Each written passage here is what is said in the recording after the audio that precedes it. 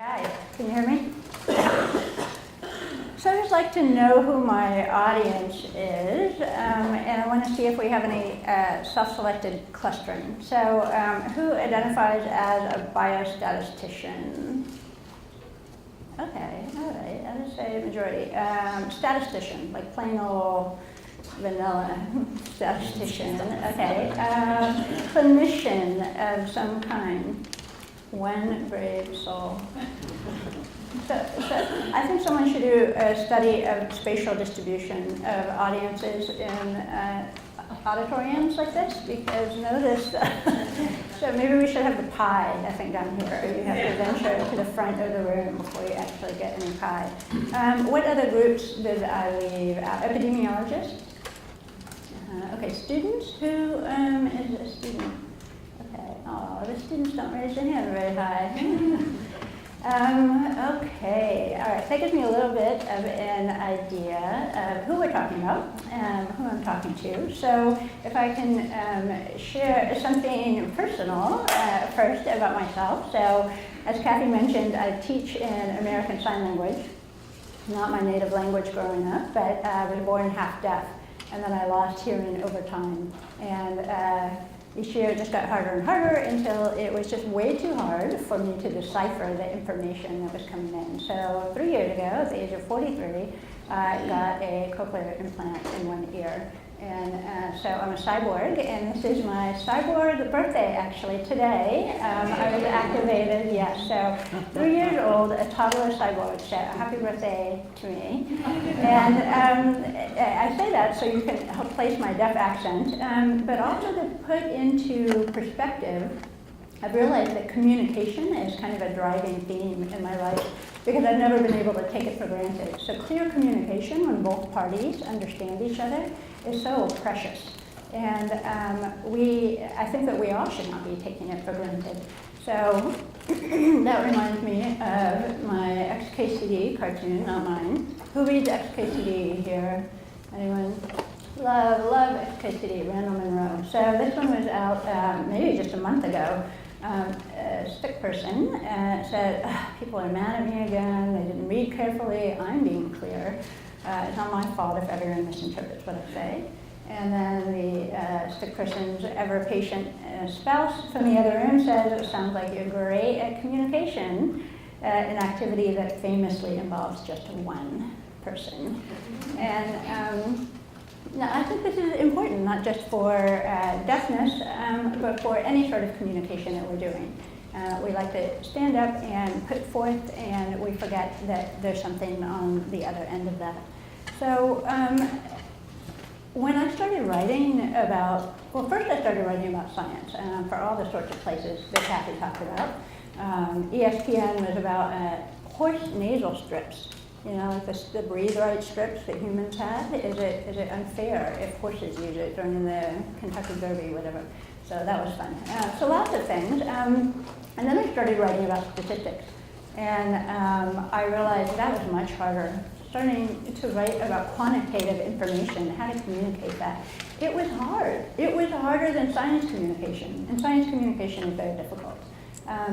And so to illustrate that, because I like interactive things, and because you might be soon hitting your pie coma, sugar coma, slump afternoon nap, let's try just a crazy experiment. So you're going to turn to a person next to you. If you can't get one person, then get a couple people, but please try to communicate with someone, even if it feels a little awkward, because it'll be way more fun and less awkward for me. So person whose first name is alphabetically first will be the time traveler. All right, so you've traveled back to 19th century Connecticut, and you're talking with a family. Your mission is to communicate what an internet search engine is to your new host when you go through the wormhole. And to give an idea of who this 19th century family in Connecticut is, husband and wife, farmers, 5 kids, including 2 who died in childhood, Quakers, and involved in the abolitionist movement, though not the women's suffrage movement. So this is not a representative sample of necessarily the people there, right? It's good to know who your audience is. So when you're doing this, time traveler, do your best to try to explain this. But the host, the 19th century farmer person, I want you to be hard on the time traveler. When you don't understand something, when they're using modern jargon or whatever it is they're doing, stop them and be in your role and say, I'm sorry, what you're saying makes no sense. What do you mean? Internet. And I want you to kind of notice what happens and what comes up, and then we'll have a regrouping and discuss this. So it's just going to be a couple minutes, just a quick warm-up, because I've done this before and I find it a lot of fun. So clear what the assignment is? Is everyone game? Are you game for this? Yeah? Is anyone feel like, okay, it's crazy, but human. Okay, few minutes of doing this.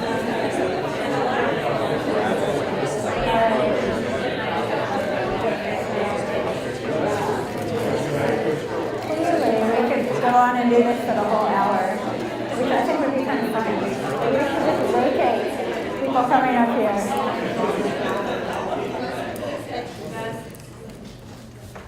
We're going to have to pull Kathy away.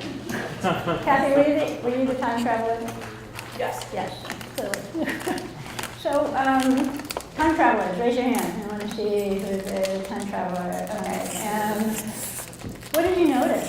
Tell me, well, first of all, the 19th century family people, how did the time traveler do? Pretty good. Did well? Yeah. Give me like the oh, really? Oh, okay, so do you feel like you came away and you can understand what an internet search engine is? Sounds like witchcraft.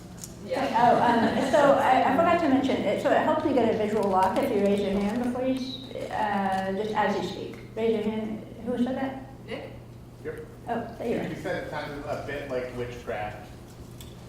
Oh, interesting. So we're falling back on the, and then magic happened in there. Okay. Did we like that or did we not like that? Okay, so time travelers, how did it feel doing this? Yeah? I thought it was fun. It's also challenging to stop and think about, okay, what would be common knowledge at that time and for that person. Right, so thinking about the audience, what was common knowledge, not just at that time, right, for that person. So if I had not given this detail, if I just said, okay, 19th century person, it would have been a little harder, right? Yeah, when I first did an exercise like that, that's the way they did it. They're like, oh, colonial America, go ahead. But tell me something about it. So that's why I gave a little specificity here to make it a little easier.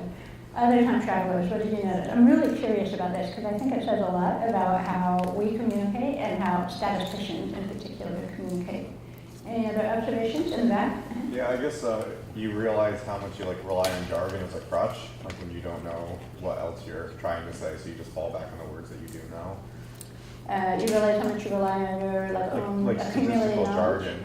Pardon? Like jargon. Oh, jargon, yes. A lot of jargon, huh? What sort of words did your host family stop you at? Even things like wires. Wires? Yeah. I didn't think about that. Computer, keyboard. Other observations? I found how he was very skeptical. I was very surprised how skeptical he was at first. So I was trying to connect the known to the unknown.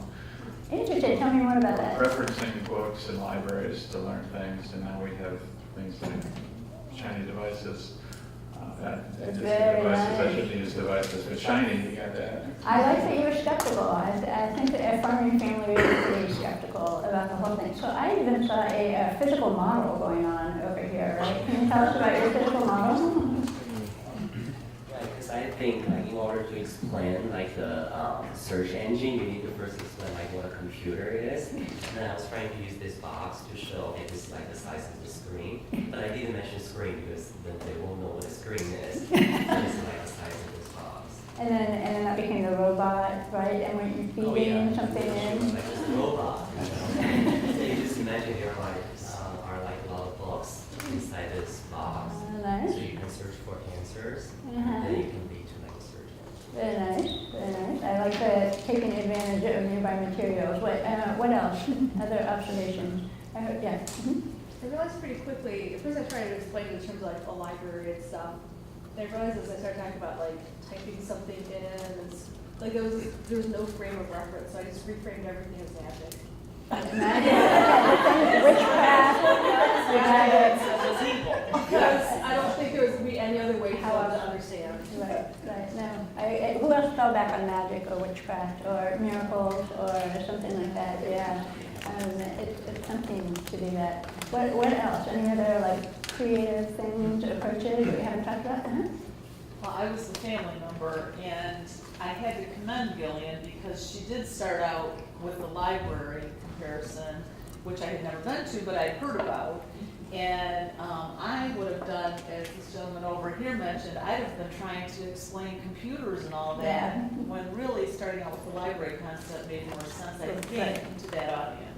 So. Right, okay, good. So jumping ahead to a frame of reference rather than trying to come up with a mechanistic explanation, right, that's behind it, jumping to an analogy, right, or a metaphor. Okay, good. Did anyone start talking, or did the family members start talking about, religion, or my experience as a family member, or, my experience having kids, or whatever? Yeah, were you really enrolled? Well, I just want to make sure that we weren't doing it on Sunday. No, Sunday internet search engine. Okay. So I talked about like the Bible and trying as a way to say, because one of the questions, which I thought was a great question from Ping, was like, why? Why would you even need this? And I said, well, what if your kid threw the Bible down the well and you needed to know something? So. Well, I like that. Okay, so relating it specifically for how it could benefit them in a way that made difference in their life then, in a very particular way, using the information that I gave you. Nice. Anything else that I haven't mentioned here? Yeah. You know what I noticed, I was a time traveler, was also to really simplify things. Yes.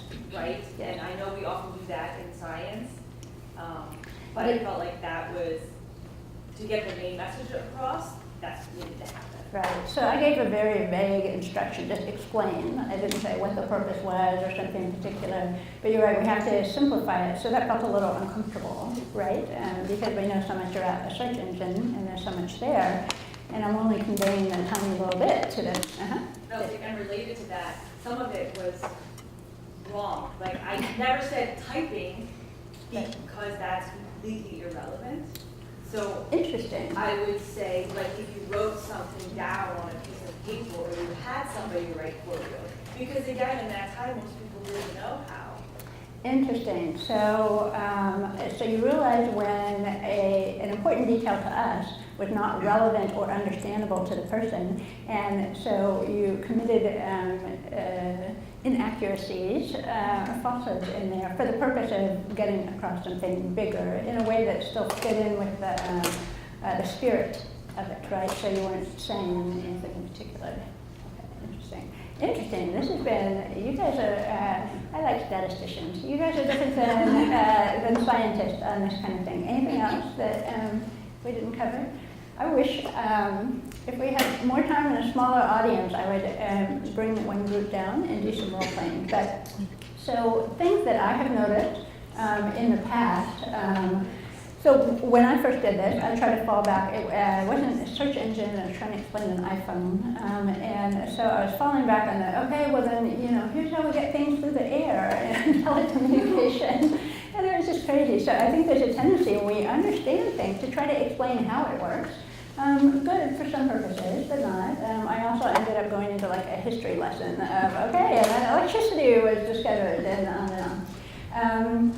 Metaphors or analogies, we heard a lot of library. I think this can be really, really powerful. So let me pause for a moment. So of course we're talking about something silly and time traveling, but when we're trying to explain, multiple linear regression, logistic regression, any of these sorts of things to various audiences, they are often just as naive and we're just as alien as trying to describe this magic box thing that happens, right? It's the same thing. We could be just as well speaking another language as far as they're concerned. So some of the strategies that we use include trying to explain how it works. Well, here, let me tell you about a model. Let me tell you about the covariance structure behind this, or the error, source or whatever. Do we really need that? Is that really most important? History lesson, how we got there, or starting from first principles. Metaphors or analogies. Okay, now we're starting to get to a higher level of abstract communicative thinking and thinking about what's really important for them. Explaining what it does. So I like this. I'm going to cut through. I'm not even going to talk about how it works. I'm going to say how this works particularly for you. Why do you even care? What can a multiple regression do for you? What can this internet search engine, it can help you, if your Bible is going well. So I think that some people are like, okay, just trust me, or I would put that in the and then magic happens scenario. Like, okay, don't worry about it. That's really tempting, I think, but I wonder if we can do better. I wonder if that's always appropriate, depending on how long I gave you, with the time traveler, how long you have with the audience. So this is tempting, but who knows. So some of you are like, okay, this is why it's important, exciting, cool. So bringing a little bit more emotion in there, an emotion down at the bottom. Why should you particularly care about this? So what if you had an internet search engine? I'm not going to tell you about how it works, but I'm going to say that you might have been able to ask a bunch of experts in the air about what was ailing your children, why they were ill. And you could have, asked these experts in the air, and maybe that, this is a simplistic example, or you could connect with other people in the abolitionist movement, from afar, from a distance, like smoke signals or whatever, so you can start tying it into things that are particularly important. And that's the news you can use. So I like the back and forth dynamic. Did any of the time travelers say, all right, here's this thing, what questions do you have of me? Did anyone try that? Okay, good. That's nice. How did that work? Did you feel like that was a nice approach? We did. Yeah. Okay. So this is something, so we're used to standing and telling, rather than saying, okay, I'm just going to give you a little bit of a teaser. Now tell me, what is it that you want to know, and what questions you have, and target it to that. So this is a fun, simple example, but I think it can reveal some profound things about the ways that we normally think about communicating statistics and quantitative information. Some ways better than others, and what the range of alternatives are. So this is a list of why I thought communicating statistics is so much harder than communicating science. And notice I chose internet search engine. It's very abstract. There's not an actual thing. We're trying to have a 3D model of the computer, but it's like the thing behind that. And in science, we're talking about empirical things in the world. There is a cell, even if we can't see it with the naked eye. So I can talk about that. Abstract numbers, right away, right off the bat, we're working against the fact that our brain just doesn't like abstraction. In science, we get to discover things. But in statistics, sometimes we have to develop models, and that's much less satisfying than I found something, I found the truth. So tasty cake, the scientists are lucky because they get to say, look at the end result, look at the thing that I found, or discovered or invented. Here's the cake, and let me tell you about the cake. And statisticians are often falling back or in the place of saying, all right, I got these great new baking pans, and they will do this amazing job of, cake, but let me tell you about, I developed a better baking pan. So this is harder, like it's stacked against us. Of course, science, they love the gas pedal, right? And of course, p-values and our whole null hypothesis significance testing is a big old gas pedal right now for false positives, and that's very exciting to jack up, juice up the gas. And statisticians, we talked yesterday at the panel, sometimes we have to be the police, we have to be the party poopers, the ball busters that come in and say, not so fast, like the teenager in the backseat saying, okay, let's put the brakes on now. No one likes them, so of course we're going to go listen to the scientists. I think it's a little easier with science to relate it to people's lives. And in statistics, we're often talking about information, that abstraction again. And so we don't have that personal emotional component. And science, we're getting at the truth. That's our goal. We want to, find the truth out there. And statisticians, we love to find the uncertainty and quantify the uncertainty. And that's just as important, but our brains don't like it. People don't like it. So I feel like we're in this impossible situation just from the start. So if you feel like it's hard, this is why it is hard. So I'm convinced that we need to have just a new area of study and discussion, human-centered quantitative communication. So I talked about different words for it, SAPS, data communication, ergonomics. And so we have risk communication and health behavior, yes, but I feel like it's bigger than that. This right to explanation that's going on in the EU on data and algorithms, that fits in as well. The communication component of the science of team science. So how are scientists communicating with each other about p-values and about findings across disciplines, and how are statisticians communicating with scientists? Journalism, like who has not opened the newspaper and complained about the way the journalists cover numbers? It's horrible, right? It's just horrible. So, well, can we really blame them?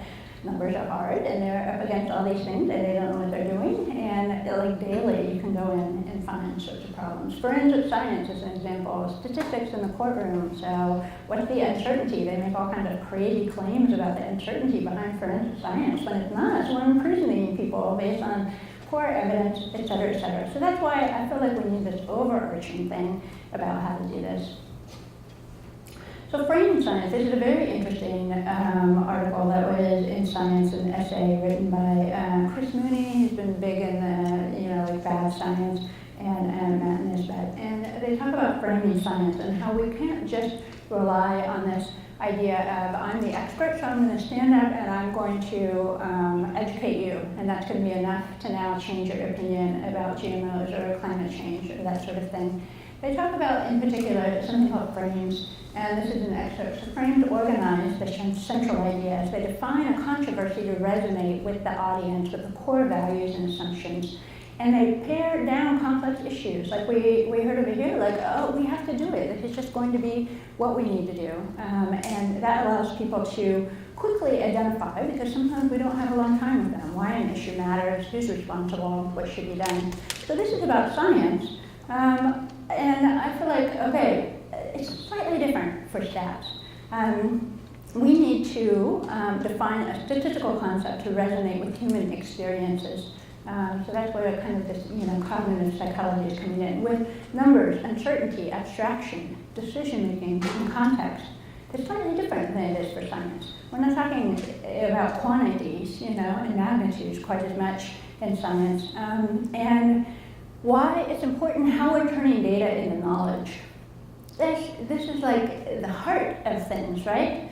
Data into knowledge. So we have these isolated things, but we want knowledge at the end of it, but how do we get there? So people should care about that. So just a quick thing about audience. It sounds silly, and communication experts always emphasize audience, but it's really easy to overlook this part. So whenever I write, I actually picture a specific audience in my mind. So this is for the p-values article that I wrote for Nature. Who did I have in my mind?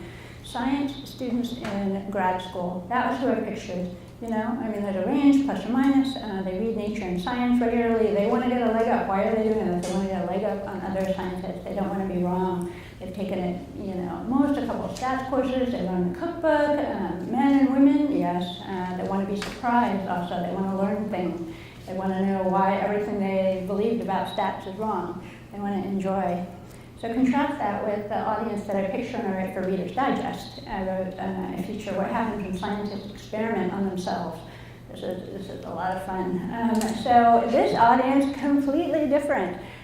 Patients waiting in the doctor's office, on the toilet in the in-laws' house. I really do picture them, because a number of people have told me that's where they read Reader's Digest. Is, 30 seconds, 2 minutes? I don't know my gastroenterology, but that's it. Like, that's the only time I'm going to get with them, and I got to, hook them right away. I think about what other things they read, how old they are, male or female. They enjoy this gee whiz kind of thing, but they're not looking for anything concrete. So I think it's very helpful to think about age, gender, what other things they read, what education they have, and really have something solid in mind. Yes, you can try to broaden it out, but at least then you're talking to someone instead of just a vague hypothetical audience.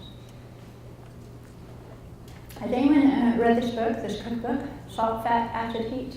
Yeah, did you like it? It's fantastic.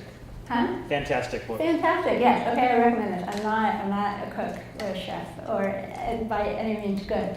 But I love this because she goes in and tells you the 4 elements of cooking. She says, I'm going to break it down. I'm going to demystify it for you. And there's no one right way to do a recipe, but you should know what the effect is of putting in more salt or less salt, or changing the acid, or changing the temperature. And if you know the ideas behind the basic principles, then you can start tweaking it on your own, and then you can do it for various, your own palate or other people's palates. So I like that idea so much because I think that we need a sort of a framework or elements when we're thinking about communicating quantitative information. So numbers, certainty, abstractions, and concepts.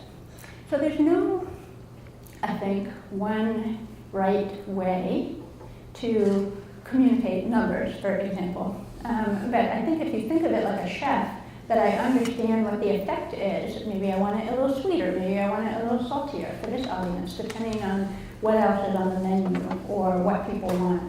And I think that's an important way to think about it because one rule, for how to communicate this, it doesn't really work that way. So an example, let's start with numbers. You guys already know the answer, but put yourself in, a general frame of mind. Early detection with mammography. Anyone work in mammography, screening, breast cancer stuff here? All right, so we don't have any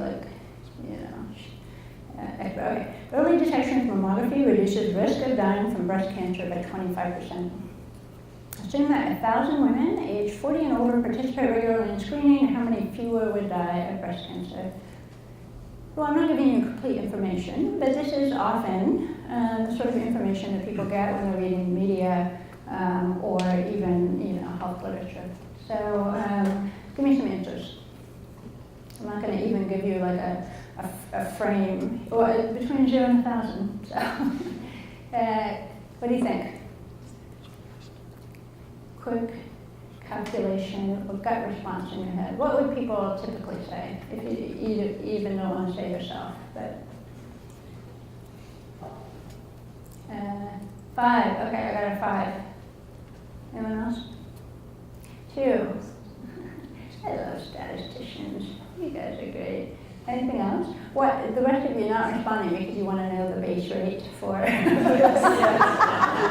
didn't give it to you. Yes, I didn't give it to you because most people don't have it. They wouldn't know what to do with it even if they had it. But most people don't have it. Any other kind of guesses on the upper? You guys are right in the magnitude.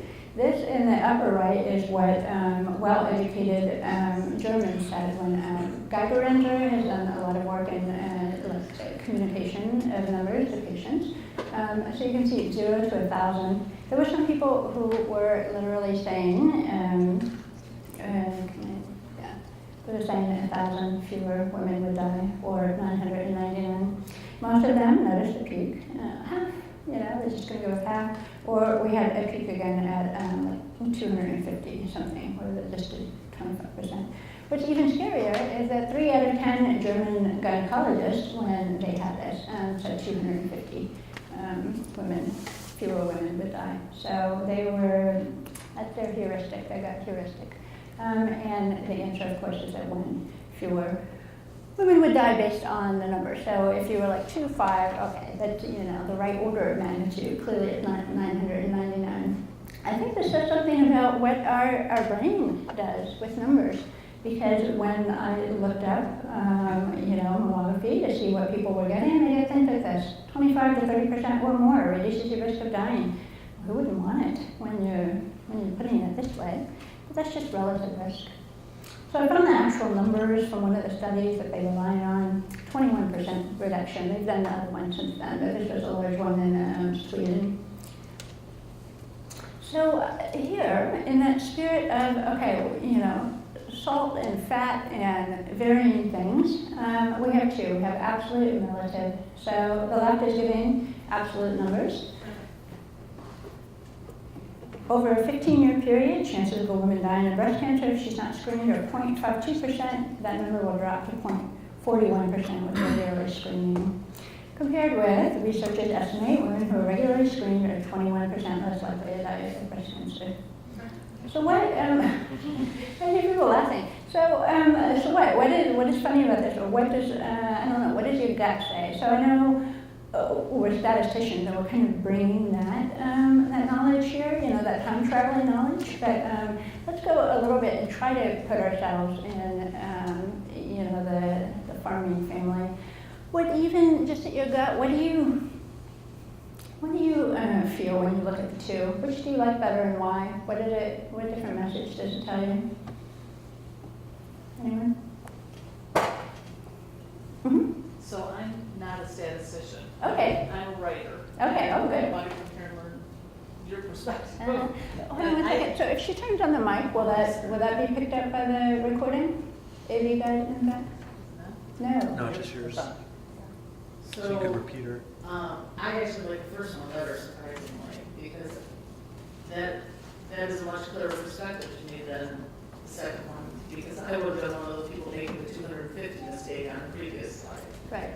Okay, so she likes the one that has a lot more specificity. I think in terms of like the outcome you're hoping for, which is that people get mammograms, right? So the one on the right is obviously much more sort of conveys that you should really do it because, you know, if you're saying, oh, well, there's only a 0.52% chance that I'm going to die in the first place, like, that's not, my chances are pretty okay, that I'll be fine. Right. The one on the left is a little bit more of an optimistic note, or puts that base rate into perspective, right? It's funny, I did something on this with a bunch of science writers, and they said, oh, but we want people to get screening, so we want to give them the one on the right, because they're less likely to do it on the left, and it just showed how all the emotion and the fear was all wrapped up, you know, into this. Of course, we're thinking logically, like, they need to have the base rate. Any other observations on this? Okay, so the relative and absolute we think about a lot, but what about natural frequencies versus percentages? The one on the left, for every 1,000 women who are not screened, about 5 will die of breast cancer over 15 years, and that will drop to 4 for women who are screened. And then the one on the right is just the numbers. What did that do for you now? Positive and negative. So again, there's no one right way, you know, of approaching this. I don't think so. My perspective is not. I think the one on the left makes it just much more concrete, like I can actually imagine what those numbers mean, while the one on the right leaves me in some doubt as to exactly how this would affect me. Yes. Can you say that again with the mic a little closer? Thanks. The one on the left feels much more concrete to me, like I feel like I can really sort of wrap my head around what that means. And on the right, leaves me still kind of confused as to whether or not I should worry about it. Right, so the left is very concrete. You can picture 1,000 women, right? You can picture 5 of them and then 4 of them. The one on the right has a lot of numbers, and percentages are abstract. So research says we really don't know what to do with percentages, especially when they're percentages less than 1. I can't even do that at all. So the one on the left, again, leads people, I think, to have a better picture of the base rate in a little bit more of a visceral way. So I like the one on the left. What you often see is, now I have to, should I vary the numerator or the denominator? The one on the left says 1 in 192 will die versus 1 in 244. The one on the right keeps the denominator constant at 1,000, 5 versus 4. What does that one do? Okay, so that one kind of annoys me on the left because you're never supposed to do that.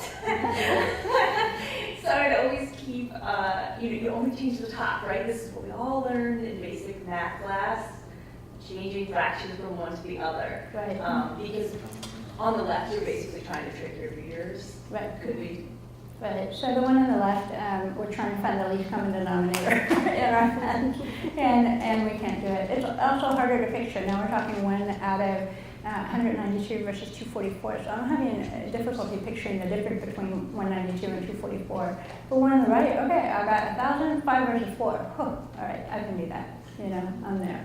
So I still feel like the one on the right is nicer, although you still see the one on the left a lot. This one's interesting. What's the Goldilocks for denominator size? For every 10,000 women, 52 will die of breast cancer versus 41.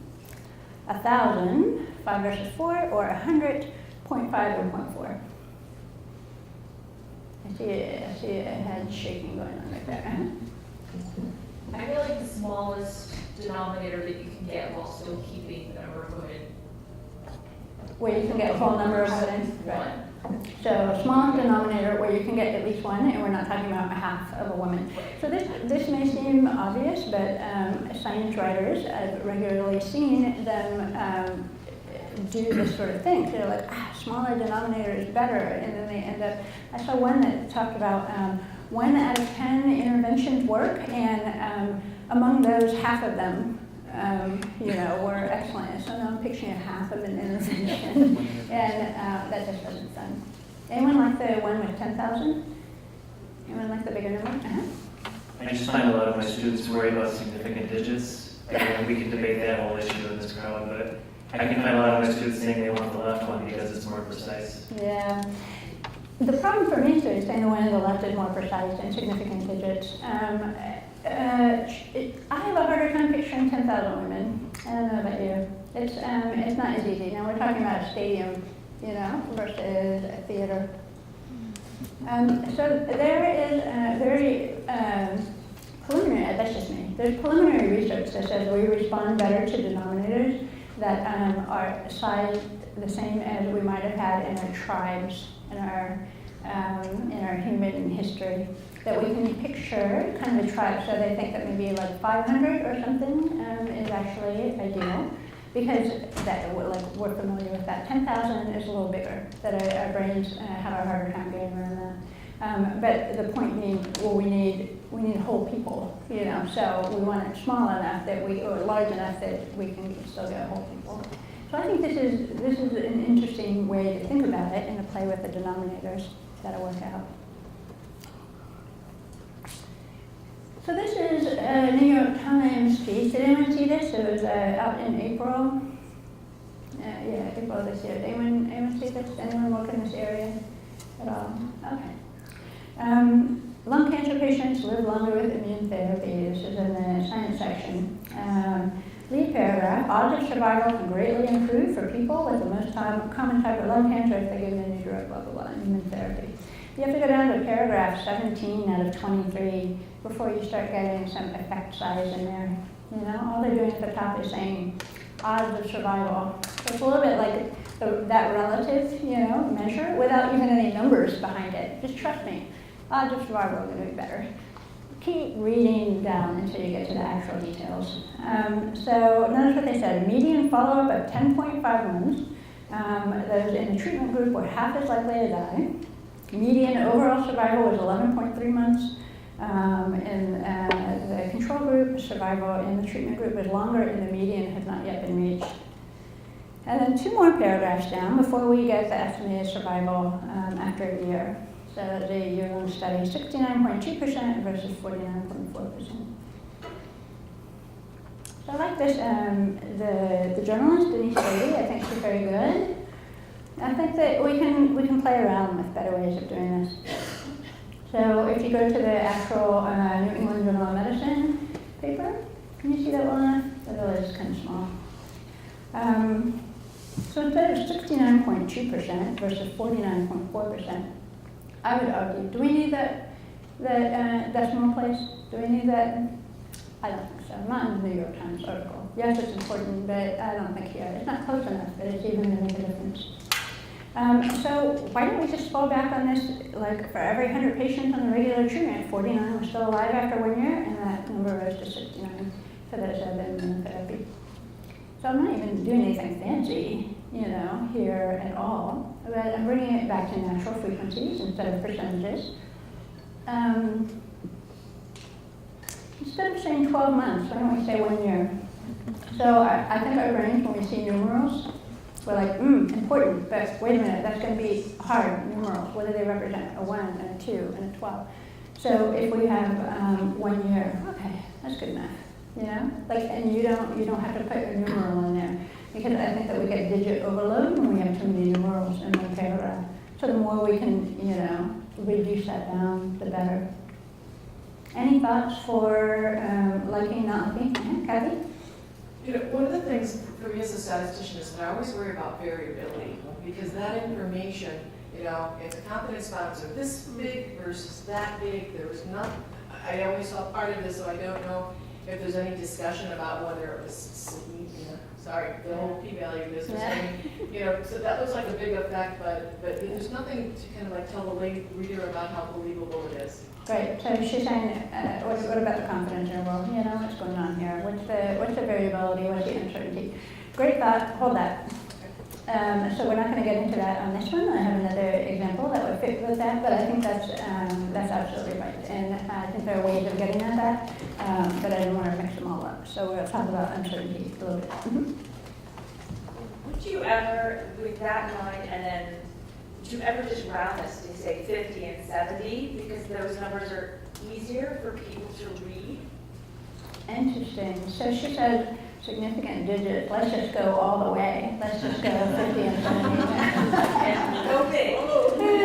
I like it. I don't know. What do you think? Does it feel kind of icky to round up that much? I got a yes in the back. A yes. You know what? If it were like 249, you know, versus 269, then I might be a little bit like, okay, that's too many digits now, and I'm only going to vary that one digit, you know, to keep it important.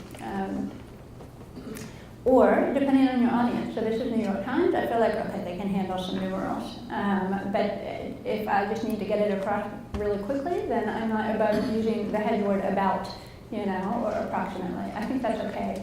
So depending on simplifying or inaccuracies for the purposes of your, you know, communication and your audience. I think so. Any thoughts about that? Okay, what about the other one? So in that upper left up here is what the journalist wrote, all the numbers, and median. That is median. This is twice the word median. And at 10.5 months, half as likely it dies. We didn't have a numeral there. Median overall survival was 11.3 months. Do we really know that they need to know that the median has not yet been reached?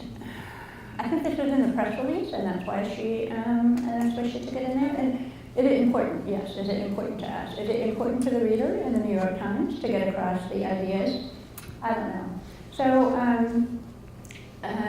this is the one on the right is a rewriting that's often recommended as best practices to keep with that idea of natural frequency. For every 100 patients,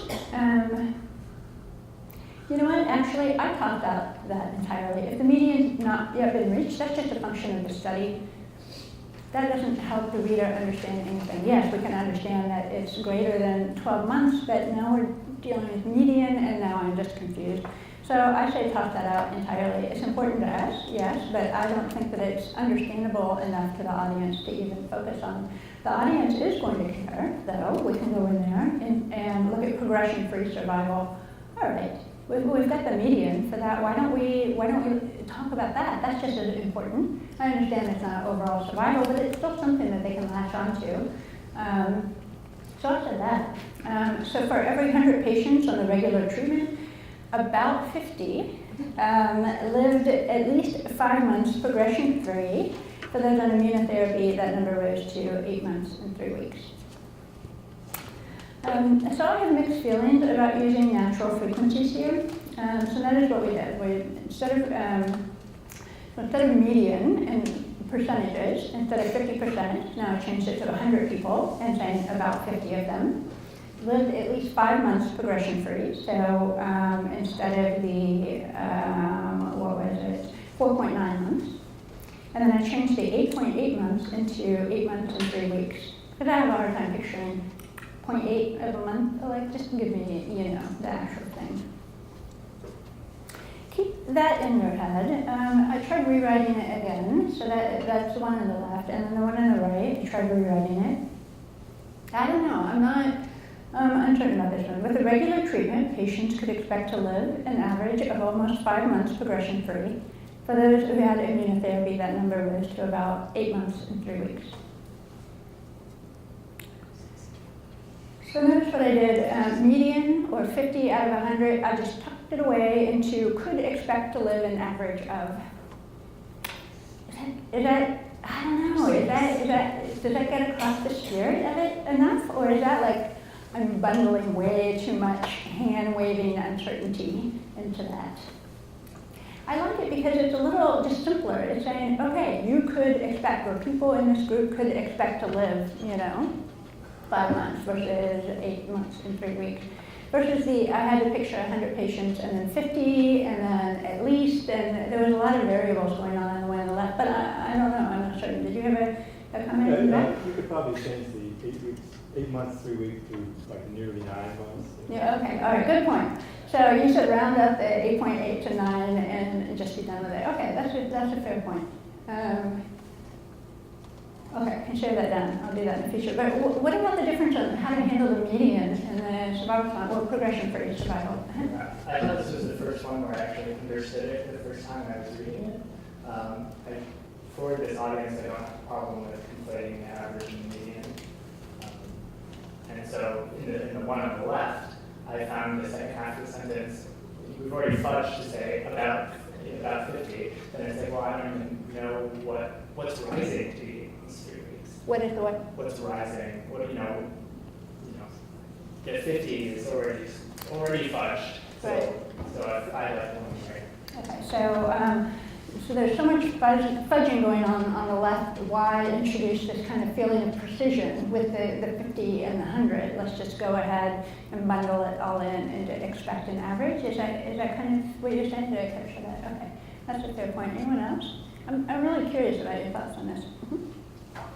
So of course, I like the whole numbers better, but I think part of why I like that is when we give a very specific number, we are implying that is the correct number and that we have a lot of certainty about it. Whereas if we give kind of an average, like a 50 or 90, whatever, I think people understand more that we're estimating. So I definitely agree with just under 9 months.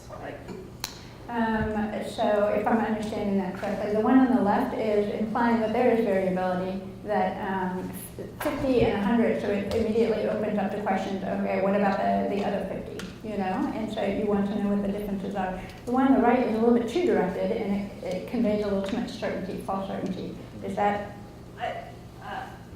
Yes, but I still like the one on the right, but I just go to 9 months, because when you say the 9 8 months, months, yeah. 3 weeks, people are like, You're right. that's exact. You're right. I keep it all about. Thank you for throwing my own principles right back at me. I actually don't like the one on the right. Can you? Isn't it? Oh, yeah, I'm sorry. I actually don't like the one on the right because when you say, the part that I don't like is the word expect, and I don't know how you all feel, but like, to say expect, that's 50-50. I mean, if you're relating it to the median, my expectation, I want to be a lot higher if I'm talking about progression-free. Good point. All right, expect is a little too emotionally charged. It's a little, no. What if it was with the regular treatment, patients lived an average? If I just, so notice, if I put it in the past tense, then it's making it seem like it was part of that sample in the study versus extrapolating too far beyond. So you still go with the one on the left? Rewrite it better for me. All right, that's your assignment.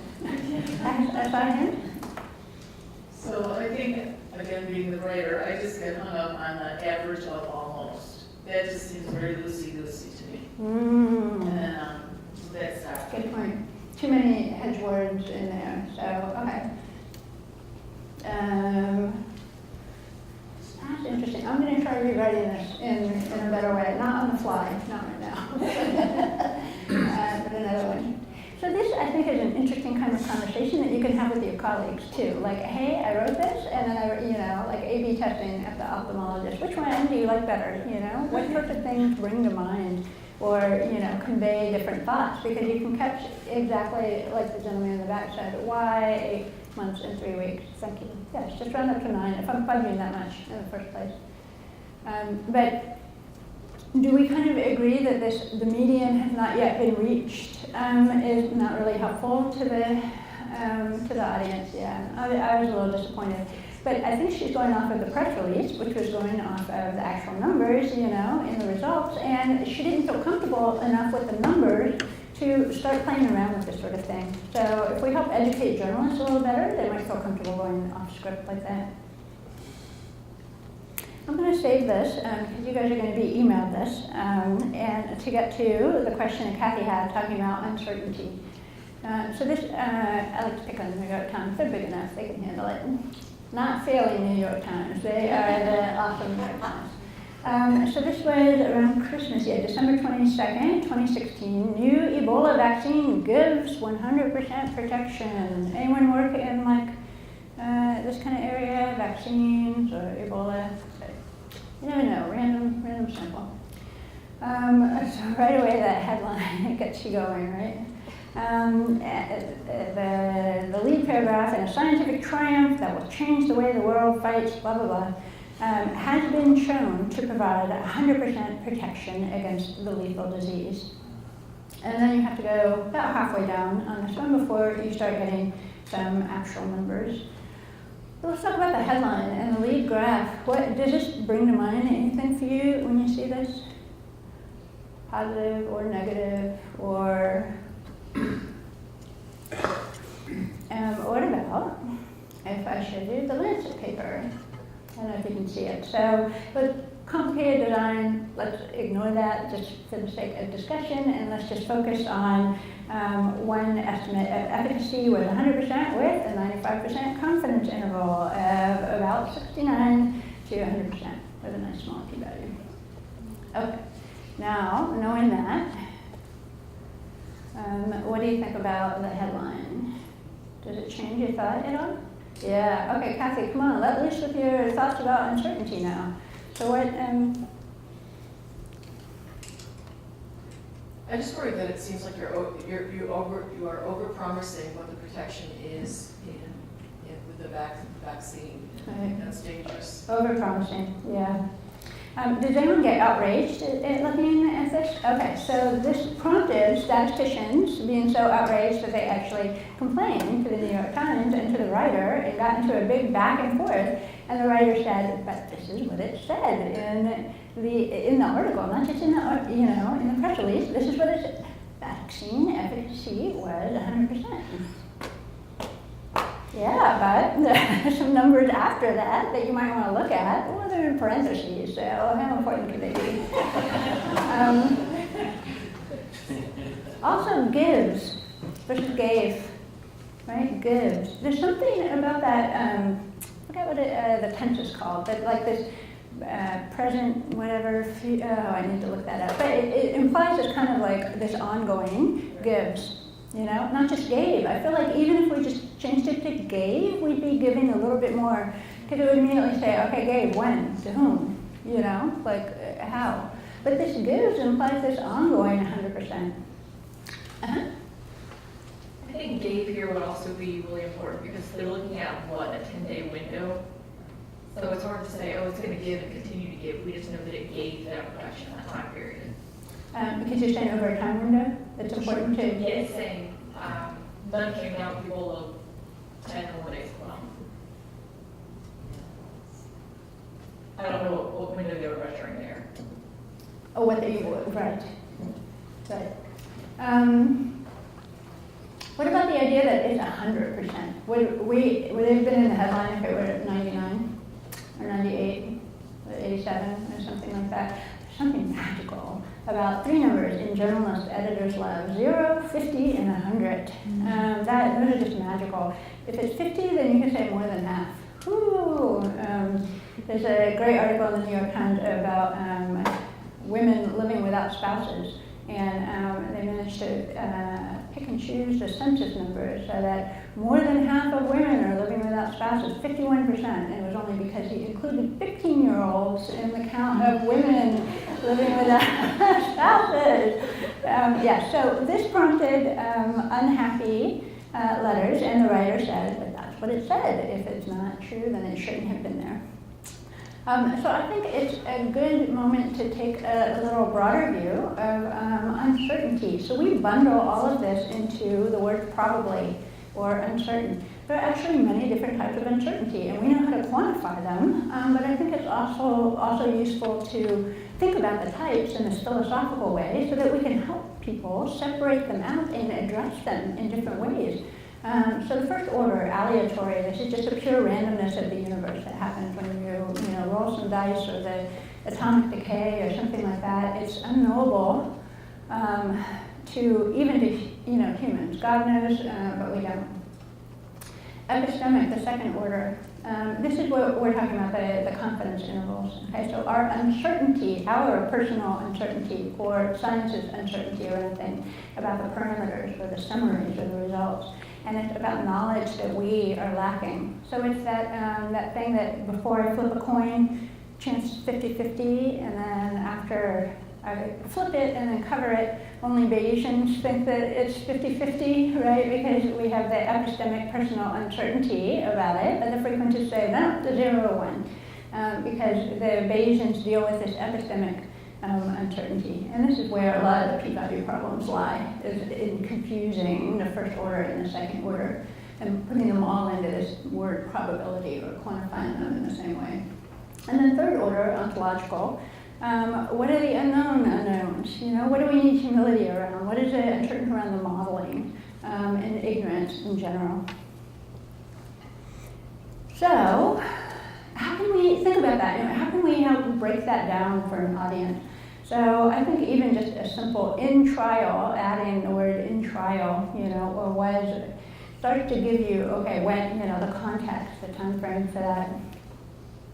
What if we talked about the epistemic uncertainty, saying it's not guaranteed that it will be 100% effective. Right now, researchers' best guess is that it will be at least 69% effective. So this is getting to Kathy's question about what can we do about the confidence interval. Should we ignore it? Do we have to ignore it? I don't think we have to. I think this is good. We're saying, look, in this one study was 100%, but we have, science has uncertainty around this, but we do know. So I think it's important, statisticians, we spend a lot of time saying, unknown, more studies needed. That is so unsatisfying. This is why I think people stop listening to us, is because we want some sort of, anchor or something. So, okay, tell them something, at least 69%. Okay, the world is not completely random and uncertain. I have a little bit of structure in the universe. So the aleatory part is the risk part. So you'd be surprised, I don't know if you encounter this, 69%, effective. Does that mean around flu vaccine? Does that mean that I am 69% of me is, vaccinated or something like that? So helping to break that down if there's potential confusion about what it means for one particular person going forward, but in the aleatory uncertainty. Ontological, I think it's really important to have in there. Researchers will have a better estimate after more studies. It seems certain, however, that, and still to leave them with kind of the ontological certainty as well as uncertainty. And open questions is fine, as long as it's couched, and I think specific, rather than saying, oh, there's so much we don't know. Our human brains want specificity. Okay, so let's give them. For example, it doesn't need to cover the entire range of the open questions, but if we give them some particulars that they can hang their head off of. So, nice to know. This is a small font for some reason. I guess I was expecting a bigger screen there. So NPR did this. I was so excited. So New York Times, no way. NPR, this is, I don't know why it's small, right? I don't know what to do. Okay. You can read this later on the slide that you'll get that will be posted or emailed. But she says very quickly what is certain and what the impact is to people. You know, she says, now it looks like such a large outbreak is unlikely to happen again, ever. So, okay, we're jumping ahead to why this is important to you, you know, and really knowing your audience. So I like what the biostatistician did in here, and the journalist chose to put this quote up high. We were able to estimate the efficacy as being 100% in a trial. Very unusual to have a vaccine that protects people perfectly. So it's giving some surprise, the element of surprise and expectation, which we have going in, but a general audience is not. Like, are they all 100%, you know, effective? Like, is this weird? Then the journalist backs up and says, all right, now no vaccine or drug is perfect. The efficacy is clearly high, but not 100%. It's just that because they haven't, you know, done enough testing, it's likely to decrease, and she says it's about 70, somewhere between about 70 and 100%. So I said at least 69%, maybe, you know, that.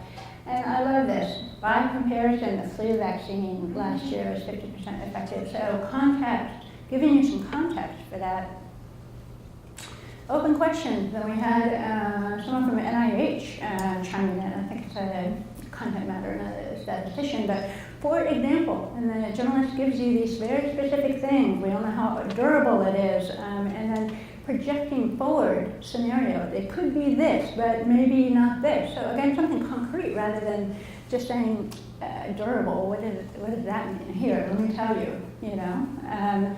And what is clear, she manages to get that in here. What is clear is that it's short-term protection. So it's giving you enough information that you feel comfortable with that. So I realize that I am now over time because you guys were really excited about, well, I was excited about hearing your ideas. So am I completely out of time? No?